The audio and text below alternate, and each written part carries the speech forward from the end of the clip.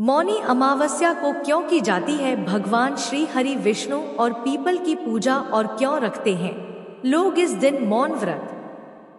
प्रिय दोस्तों, जय श्री हरि, जय विष्णु भगवान की।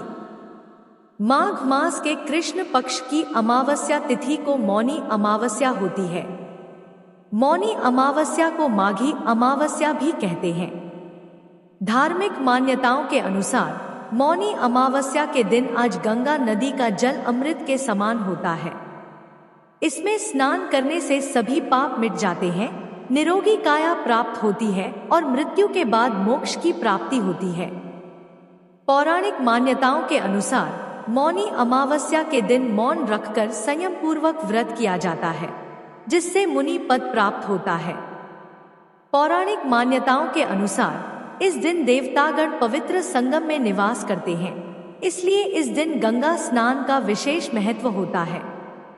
बता दें कि माह की आखिरी तिथि को अमावस्या पड़ती है।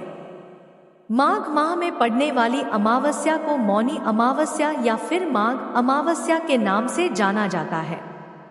माना जाता है कि मौनी अमावस्या के दिन दान पुण्य करने से शुभ फलों की प्राप्ति होती है। इस दिन भगवान श्री हरि विष्णु और पीपल के वृक्ष की पूजा की जाती है। मौनी अमावस्या व्रत की क्या है धार्मिक मान्यता, जाने पूजा विधि। माघ माह की अमावस को ही मौनी अमावस्या कहा जाता है। इस दिन सुबह उठकर स्नान करने के बाद पूर्वजों को प्रसन्न करने का प्रयास किया जाता है। आइए जानते हैं इस दिन की धार्मिक मान्यताएं और पूजा विधि के बारे में। हिंदू धर्म में मौनी अमावस्या का विशेष महत्व माना जाता है। यह मुख्य रूप से माघ माह के कृष्ण पक्ष की अमावस्या को मनाया जाता है। मौनी अमावस्या को लेकर यह मान्यता है कि इस दिन मनु ऋषि का जन्म हुआ था। साथ ही यह भी माना जाता है कि इस दिन गंगा के जल में देवी देवताओं का वास होता है, इसलिए मौनी अमावस को गंगाजल में स्नान करना बहुत ही शुभ माना जाता है। मौनी अमावस्या की पूजा विधि।